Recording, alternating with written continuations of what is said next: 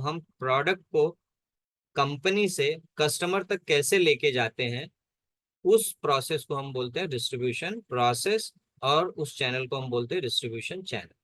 On an average अगर देखा जाए तो ये कुछ 10% के आसपास हॉवरिंग करता है। वो मेडिसिन में थोड़ा ज्यादा होता है। कोई भी XYZ बंदा जाता है, हिंदुस्तान यूनिलीवर को बोलता है कि मैं होलसेलर बनना चाहता हूँ इस रीजन में, और मेरी यहाँ तक रीच है, तो क्या आप मुझे अपना होलसेलर बनाएंगे?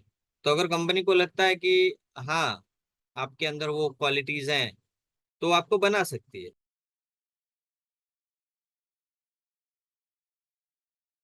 सो how to create a distribution network. Distribution network कैसे क्रिएट करना है? सो उसके पहले हम समझते हैं कि व्हाट इज डिस्ट्रीब्यूटर। डिस्ट्रीब्यूटर कौन होता है? An organization known as distributor provides goods to shops and other companies who sell their goods direct to customer. एक कंपनी है, कंपनी कोई प्रोडक्ट बना रही है, तो वो अपने प्रोडक्ट को मार्केट में कैसे पहुंचाए, उसका जो स्फीयर है कस्टमर का, कहाँ कहाँ पे उसके कस्टमर लोकेटेड है, उन तक प्रोडक्ट कैसे पहुंचाए, तो ये काम होता है डिस्ट्रीब्यूशन चैनल के थ्रू। और उसमें सबसे इम्पोर्टेंट होता है डिस्ट्रीब्यूटर। तो डिस्ट्रीब्यूटर वो होता है जो कंपनी से स्टॉक अपने पास लाता है बल्क में, और फिर अपनी पेरीफेरी में, अपने मार्केट में रिटेलर्स को सप्लाई करता है, और एक पर्टिकुलर मार्जिन वो कंपनी से लेता है। ऑन एन एवरेज अगर देखा जाए तो ये कुछ 10% के आसपास हॉवरिंग करता है। वो फूड प्रोडक्ट्स में थोड़ा और कम होता है, मेडिसिन में थोड़ा ज्यादा होता है, तो वो डिपेंड करता है, बट ये बात फिक्स है कि एक सर्टेन परसेंटेज वो अर्न करता है ये सब करने के लिए। Consider a wholesale vegetable supplier who sells vegetable to grocers and restaurant. Example के लिए कि एक अगर वेजिटेबल सप्लायर है, तो वो क्या करेगा? वो जो ग्रोसरी स्टोर्स हैं और रेस्टोरेंट हैं, उनको जो लोग सप्लाई करते हैं उनको सप्लाई करेगा, या खुद उनको भी सप्लाई कर सकता है direct. A product or services flows through channel through a chain of agents and organization called a distribution channel as it travels from its point of origin to consumer। तो यहाँ पे हम लोग अभी प्रोडक्ट का बेसिकली लेके चल रहे थे, बट इसमें सर्विस भी आती है। अगर कोई सर्विस प्रोवाइडर है, कोई कंपनी सर्विस प्रोवाइड कर रही है, तो वो भी डिस्ट्रीब्यूटर के थ्रू प्रोवाइड कर सकती है। बट ये बेसिकली हम लोग फूड कैटेगरी प्रोडक्ट के लिए देख रहे हैं, तो हमारा प्रोडक्ट ही रहेगा। तो हम प्रोडक्ट को कंपनी से कस्टमर तक कैसे लेके जाते हैं, उस प्रोसेस को हम बोलते हैं डिस्ट्रीब्यूशन प्रोसेस, और उस चैनल को हम बोलते हैं डिस्ट्रीब्यूशन चैनल। इस ऑर्गेनाइजेशन को हम डिस्ट्रीब्यूशन चैनल बोलते हैं। तो अगर हम इसको ग्राफिकल रिप्रेजेंटेशन में देखें, तो वो कुछ इस तरह से होगा कि ये मैन्युफैक्चरर है। मैन्युफैक्चरर ने होलसेलर को माल सप्लाई किया, यानी होलसेलर ने यहाँ से माल उठा लिया, और फिर इसने रिटेलर को सप्लाई किया, रिटेलर के पास आके कस्टमर ने या कंज्यूमर ने बाय किया। तो डिस्ट्रीब्यूशन चैनल के तीन अलग अलग टाइप के लेवल हैं।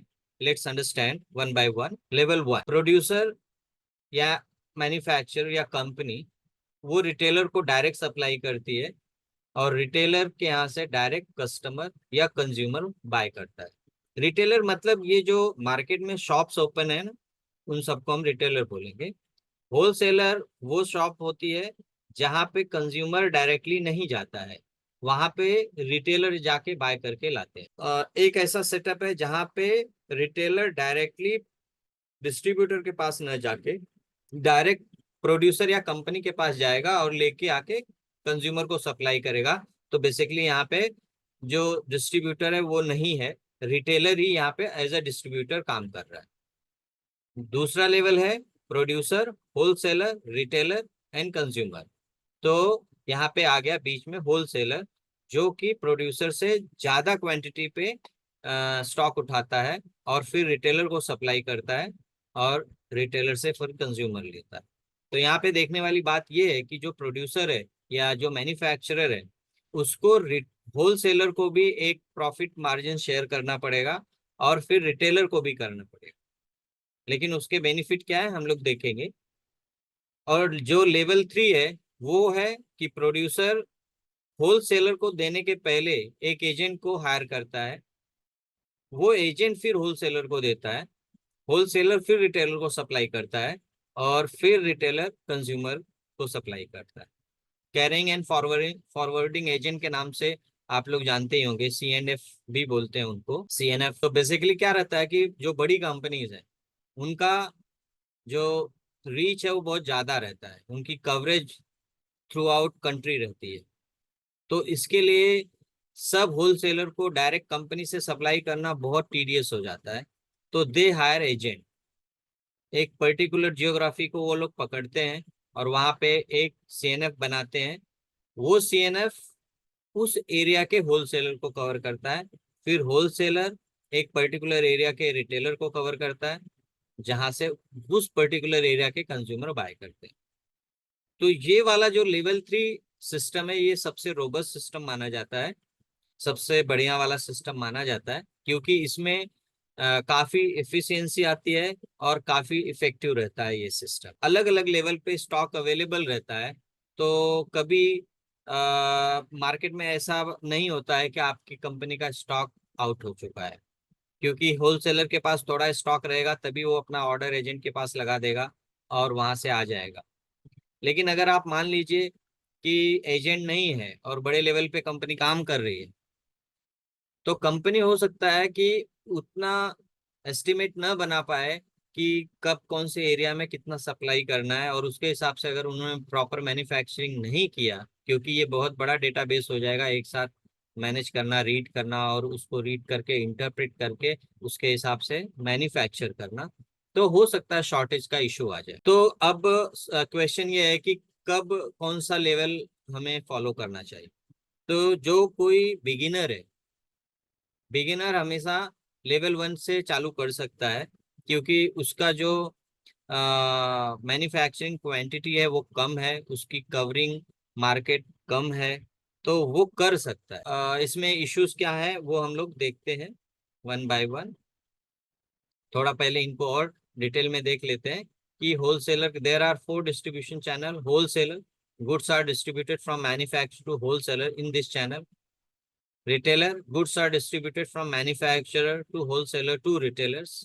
रिटेलर क्या है, जो छोटी छोटी शॉप्स है मार्केट में वो सब रिटेलर्स हैं। और उसी तरह से बिग रिटेलर्स भी रहते हैं, जैसे कि वेलनेस फॉरएवर हो गया, डी मार्ट हो गया, रिलायंस मार्ट हो गया, ये सब बड़े रिटेलर है। रिटेलर मतलब वो जो डायरेक्ट कंज्यूमर और कस्टमर को माल बेच रहा है। अगर एक होलसेलर है तो wholesaler are forbidden to sell to retailer, consumer and retailer को कर सकता है बट कंज्यूमर और कस्टमर को नहीं कर सकता है। Generally he is not suppose to do that. फिर भी वो चाहे तो कर सकता है, लेकिन फिर उसका प्रोसेस कम्बरसम हो जाता है, क्योंकि जैसे एक शॉप में कंज्यूमर या कस्टमर की भीड़ लगी रहती है, तो उसी तरह से डिस्ट्रीब्यूटर के पास या होलसेलर के पास रिटेलर्स, शॉपकीपर्स की भीड़ लगी रहती है। अभी उसी में जनरल कस्टमर भी घुसे रहेंगे तो बहुत कॉम्प्लिकेटेड हो सकता है उस सिचुएशन को मैनेज करना। रिटेलर जैसे कि बिस्किट लेने गया, पार्ले बिस्किट लेना है, कंज्यूमर जो है, कस्टमर है, वो 1-2 पैकेट लेगा, लेकिन जो होलसेलर गया है वो 10-20 पैकेट लेगा। तो उसको वहां पे बहुत डिफरेंट काइंड ऑफ ट्रीटमेंट करना पड़ेगा।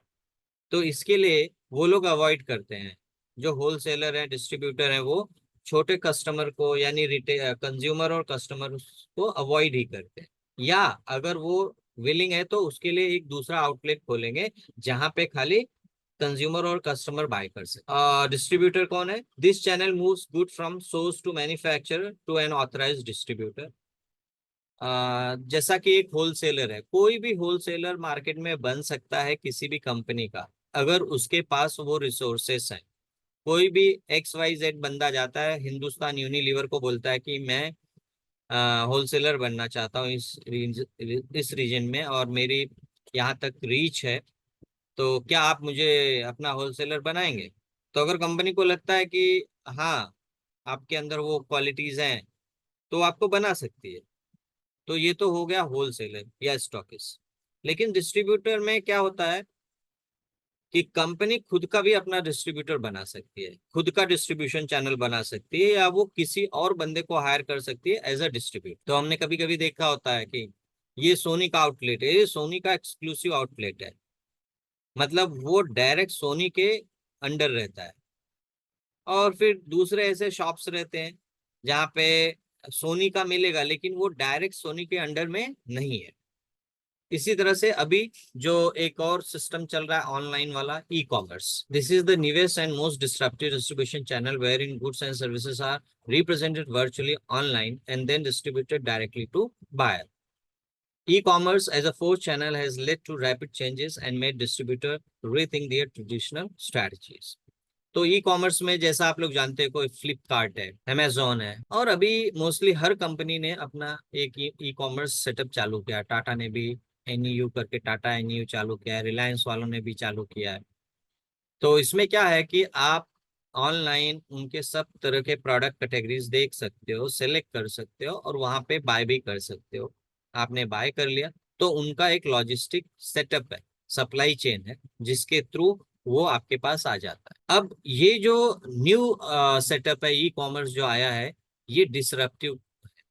डिसरप्टिव क्या है? जो ट्रेडिशनल जो सिस्टम था, जहाँ पे आपको ऑनलाइन एक्सेस करने की सुविधा नहीं है, आपको वहां पे फिजिकली जाना पड़ेगा और फिजिकली लेके देखना पड़ेगा, तो उसमें काफी टाइम लगता है, काफी एनर्जी भी लगती है और दिमाग भी लगाना पड़ता है। और बहुत से टाइम पे ऐसा होता है कि आपकी विलिंगनेस तो है लेकिन आपके पास शायद टाइम नहीं होता है, एनर्जी नहीं होती, तो आप उसको अवॉइड कर देते हैं। तो इस चीज से बचने के लिए कंपनियों ने ई कॉमर्स निकाला, तो आप आराम से अपने घर के कंफर्ट से, ऑफिस के कंफर्ट से आप चीजें देख के उनको ऑर्डर कर सकते हैं।